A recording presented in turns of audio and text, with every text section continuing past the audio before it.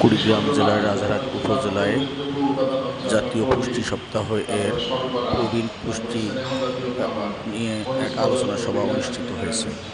সোমবার 2 জুন সকাল 11টায় উপজেলা মডেল মসজিদ হলরুমে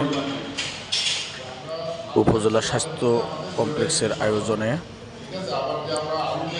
আলোচনা সভায় প্রধান অতিথি ছিলেন রাজারহাট উপজেলা নির্বাহী অফিসার মোহাম্মদ আল ইমরান।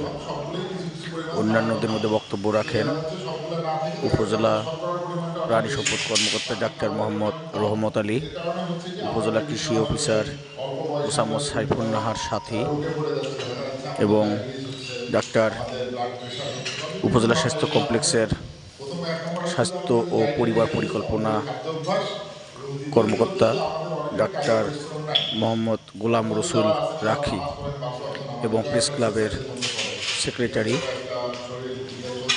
প্রহ্লাদ মণ্ডল সৈকত।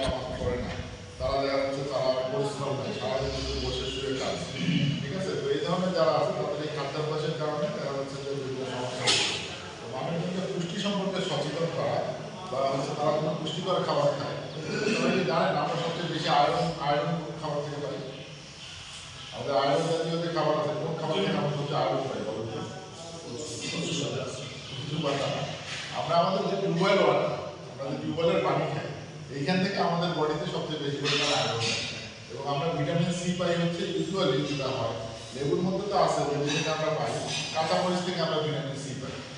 ঠিক আছে, তারপরে হচ্ছে যে আমাদের পেয়ারা আছে, তারপরে ধরেন আমাদের অন্যান্য যে ফলমূল আছে, রঙিন ফলমূল যেমন টমেটো, গাজর, ঠিক আছে, তারপরে আমাদের অন্যান্য যে শাকসবজি আছে, আমরা কিন্তু খাই, কিন্তু কয়জন আর আমরা খাই, এখানে জিজ্ঞেস করেন যে কয়জন আমরা খাই, এটা ভেরিয়েশনে চলে আসে। তো আমাদের যে জিনিসটা কেমন হচ্ছে যে দেখেন যে একটা পেয়ারার মধ্যে যে ভিটামিন আছে এর থেকে একটা আপেলে কিন্তু বেশি ভিটামিন নেই। একটা আপেলের ভিটামিন একটা পেয়ারার চেয়ে 20 গুণ কম। একটা পেয়ারাতে আপনার 20 গুণ বেশি ভিটামিন থাকে একটা আপেলের চেয়ে। দেখেন আপনি যদি একটা আপেল না খেয়ে একটা পেয়ারা খাই তাহলে কিন্তু আমি বেশি পুষ্টি পাচ্ছি।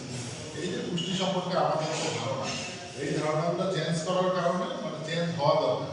এই জন্য কিন্তু সরকার প্রতি বছর এই যে 28 তারিখ থেকে 3 তারিখ পর্যন্ত আমরা বিভিন্ন পুষ্টি প্রোগ্রাম করে থাকি।